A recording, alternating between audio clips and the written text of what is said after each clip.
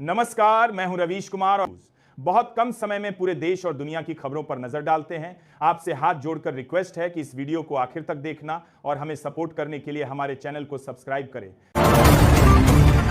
आगरा में भाजपा सांसद और अभिनेत्री कंगना रनौत के खिलाफ दायर मामले में विशेष न्यायाधीश के समक्ष दोनों पक्षों की बहस पूरी हो गई। वादी पक्ष ने अवर न्यायालय के फैसले को चुनौती दी, जबकि कंगना रनौत की ओर से सुप्रीम कोर्ट के अधिवक्ताओं ने तर्क प्रस्तुत किए। अदालत ने फैसले के लिए 12 नवंबर की तारीख तय की है। यह मामला किसानों पर की गई टिप्पणी से जुड़ा है।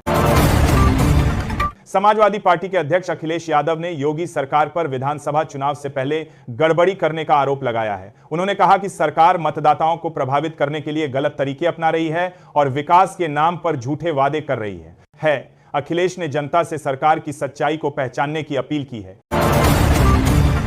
विपक्ष के नेता तेजस्वी यादव ने एनडीए पर चुनाव जीतने के लिए हथकंडे अपनाने का आरोप लगाया है। उन्होंने कहा कि एनडीए चुनाव आयोग और केंद्रीय पुलिस बल का दुरुपयोग कर रहा है। तेजस्वी ने प्रधानमंत्री पर आपराधिक पृष्ठभूमि वाले लोगों के साथ मंच साझा करने का आरोप लगाया और कहा कि महागठबंधन की सरकार बनेगी और वह 18 नवंबर को शपथ लेंगे। बक्सर जिले में चक्रवाती तूफान से धान की फसलों को भारी नुकसान हुआ है, जिससे कटाई में देरी हो रही है। 15 नवंबर से धान की सरकारी खरीद शुरू होने वाली है और किसान नई सरकार से फसल नुकसान की भरपाई और बेहतर समर्थन मूल्य की उम्मीद कर रहे हैं। कांग्रेस ने बिहार में महागठबंधन की सरकार बनने का दावा किया है। मल्लिकार्जुन खड़गे ने एनडीए पर झूठे वादे करने का आरोप लगाया और कहा कि महागठबंधन बिहार को 20 साल के लाचार शासन से मुक्ति दिलाएगा। उन्होंने पलायन रोकने, युवाओं को रोजगार देने और सभी वर्गों के आर्थिक उत्थान का वादा किया। जयराम रमेश ने महागठबंधन की चुनावी गारंटियों को पूरा करने की प्रतिबद्धता दोहराई, जिसमें महिलाओं को आर्थिक सहायता और मुफ्त इलाज शामिल है। दिल्ली के लाल किले के नजदीक एक शक्तिशाली धमाके से सनसनी फैल गई। धमाके के कारण आसपास की दुकानों को नुकसान पहुंचा है। दिल्ली पुलिस और बम निरोधक दस्ता मौके पर जांच कर रहे हैं। किसी के हताहत होने की खबर नहीं है, परंतु सुरक्षा व्यवस्था कड़ी कर दी गई है। धमाके के कारणों का अभी पता नहीं चल पाया है। मुख्यमंत्री पुष्कर सिंह धामी ने प्रधानमंत्री मोदी के सामने उत्तराखंड के विकास का संकल्प रखा। उन्होंने कहा कि राज्य 2047 तक विकसित भारत के लक्ष्य की ओर अग्रसर है। केंद्र के सहयोग से राज्य में कई विकास कार्य हुए हैं। धामी ने ग्लोबल इन्वेस्टर समिट और जीबी सम्मेलनों जैसे आयोजनों का उल्लेख किया, जिनसे राज्य की छवि बेहतर हुई है। गुरुग्राम को जलभराव से बचाने के लिए नई ड्रेन बनेगी। जीएमडीए की बैठक में गुरुग्राम पलवल ड्रेन योजना पर विचार हुआ, जिससे नसगढ़ ड्रेन पर दबाव कम होगा। मिलेनियम सिटी मेट्रो स्टेशन पर अंडरपास बनेगा।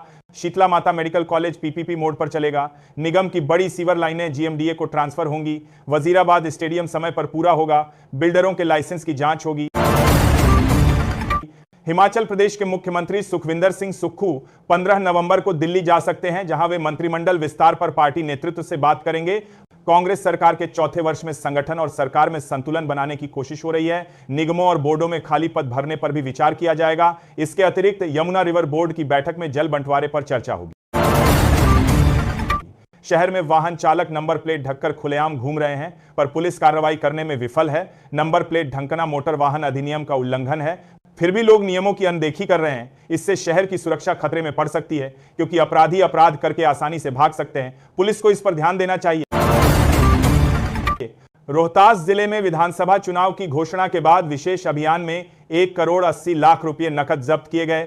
आदर्श आचार संहिता के उल्लंघन पर 15 प्राथमिकी दर्ज की गई हैं। विभिन्न विधानसभा क्षेत्रों में स्थैतिक निगरानी दल और व्यय प्रेक्षण प्रकोष्ठ ने संयुक्त रूप से कार्रवाई की। इसके अतिरिक्त शराब और गांजा भी बरामद किया गया है। जिला प्रशासन ने निष्पक्ष चुनाव कराने के लिए जनता से सहयोग मांगा है। नवादा के चित्रकोली जांच चौकी पर उत्पाद विभाग ने रांची से दरभंगा जा रही एक बस से भारी मात्रा में शराब जब्त की। 2 यात्रियों से पूछताछ के बाद बस की डिक्की से 72 लीटर शराब बरामद हुई। गिरफ्तार आरोपियों ने बताया कि वे इसे बेचने के लिए दरभंगा ले जा रहे थे, जिसके बाद बिहार उत्पाद अधिनियम के तहत मामला दर्ज किया गया। मुख्यमंत्री ब्रजेश पाठक ने समाजवादी पार्टी के मुखिया अखिलेश यादव पर निशाना साधा। उन्होंने कहा कि कुर्सी से दूर होने की वजह से समाजवादी पार्टी के मुखिया अखिलेश यादव बौखला गए हैं। भारतीय जनता पार्टी मोदी और योगी का विरोध करते करते वह भारत माता का विरोध करने पर उतर आए हैं। 2 सरकारी रिफाइनरियों ने रूसी तेल के विकल्प के रूप में हाजिर बाजारों से 50 लाख बैरल कच्चा तेल खरीदा है। हिंदुस्तान पेट्रोलियम ने अमेरिकी और अबू धाबी से तेल खरीदा, जबकि मैंगलोर रिफाइनरी ने बसरा मीडियम क्रूड का सौदा किया। यूक्रेन युद्ध के चलते रूसी तेल कंपनियों पर प्रतिबंध के बाद यह कदम उठाया गया है, जिसके चलते एमआरपीएल और एचपीसीएल ने रूसी तेल से दूरी बना ली है। बिहार में चुनाव परिणाम का इंतजार है। इस बार चुनाव में मुफ्त वादों की झड़ी लगी और आरोप प्रत्यारोप का दौर चला। महागठबंधन ने नौकरी का वादा किया तो एनडीए ने जंगलराज की याद दिलाई। एनडीए ने विकास पर ध्यान केंद्रित किया, जबकि महागठबंधन ने चुनाव को राजी के बाद है। महागठबंधन का सूत्र हाली आदि ने जन कल्याण के वादे किए। चुनाव में जातीय समीकरणों को तोड़ने का प्रयास किया गया। दिल्ली में बढ़ते वायु प्रदूषण के संकट के बीच राहुल गांधी ने साफ हवा को मौलिक अधिकार बताते हुए सरकार की आलोचना की है। उन्होंने बीजेपी पर वोट चोरी का आरोप लगाते हुए प्रदूषण पर तत्काल कार्रवाई की मांग की है, जिससे लाखों भारतीयों का स्वास्थ्य और भविष्य खतरे में है। आरएसएस प्रमुख मोहन भागवत ने कहा कि राष्ट्रीय स्वयंसेवक संघ किसी व्यक्ति या राजनीतिक पार्टी का समर्थन नहीं करता, बल्कि नीतियों का समर्थन करता है। उन्होंने कहा कि संघ सभी समुदायों का स्वागत करता है, बशर्ते वे खुद को भारत माता के पुत्र माने। भागवत ने स्पष्ट किया कि संघ जाति या धर्म के आधार पर भेदभाव नहीं करता और सभी को संघ में आने की अनुमति है। शासन ने हर घर में स्मार्ट मीटर लगाने का लक्ष्य रखा है, जिसके तहत बिंदकी नगर में स्मार्ट मीटर लगाए जा रहे हैं। उपभोक्ताओं के मन में अधिक बिल आने की आशंका को दूर करने के लिए बिजली विभाग ने हर तीसरे घर में इलेक्ट्रॉनिक मीटर के साथ स्मार्ट मीटर से मीटर लगाने का फैसला किया है। रीडिंग मिलान के बाद संतुष्ट होने पर ही इलेक्ट्रॉनिक मीटर हटाया जाएगा। विकासशील इंसान पार्टी के प्रमुख मुकेश सहनी ने तेजस्वी यादव को मुख्यमंत्री बनाने का संकल्प लिया है। उन्होंने अपने समर्थकों को 14 तारीख को माछ भात भोज में शामिल होने के लिए आमंत्रित किया, जिसका उद्देश्य बिहार में बदलाव लाना और तेजस्वी को मुख्यमंत्री बनाना है। केरल में लग्जरी बस ओनर्स एसोसिएशन ने कर्नाटक और तमिलनाडु जाने वाली सभी बस सेवाएं आज शाम 6 बजे से बंद करने का फैसला किया है। एसोसिएशन का कहना है कि कर्नाटक और तमिलनाडु राज्य कर के नाम पर बसों से मोटी रकम वसूल रहे हैं। पूर्वी दिल्ली में प्रदूषण का स्तर लगातार बढ़ रहा है, जिससे लोगों को सांस लेने में दिक्कत हो रही है। ग्रेप लागू होने के बावजूद यमुना पार में कचरा जलाया जा रहा है, जिससे स्थिति और खराब हो रही है। स्थानीय लोगों का कहना है कि सरकारी विभाग कार्रवाई नहीं कर रहे हैं और कूड़ा जलाने वालों के खिलाफ सख्त कदम उठाने की मांग की जा रही है। यमुनोत्री धाम के निकट राना चट्टी में शराब के ठेके का ग्रामीणों ने विरोध किया और ठेके पर ताला जड़ दिया। उनका कहना है कि यह ठेका धार्मिक भावनाओं को ठेस पहुंचा रहा है और श्रद्धालुओं की सुविधा के खिलाफ है। पहले भी कई बार विरोध प्रदर्शन किए गए, लेकिन प्रशासन ने कोई ठोस कदम नहीं उठाया। ग्रामीण ठेके को स्थायी रूप से बंद करने की मांग कर रहे हैं। लखनऊ में आगामी राष्ट्रीय जंबूरी के लिए स्वास्थ्य विभाग ने व्यापक इंतजाम किए हैं। वृंदावन योजना में 23 से 29 नवंबर तक आयोजित होने वाले इस कार्यक्रम में एक 100 बेड का अस्थायी अस्पताल बनाया जाएगा। विभिन्न जिलों के सीएमओ को चिकित्सा कर्मियों को तैनात करने के निर्देश दिए गए हैं। जंबूरी में 50-50 बेड के 2 अस्पताल और 15 डिस्पेंसरी स्थापित की जाएंगी, जहां विशेषज्ञ डॉक्टर और सहायक कर्मचारी मौजूद रहेंगे।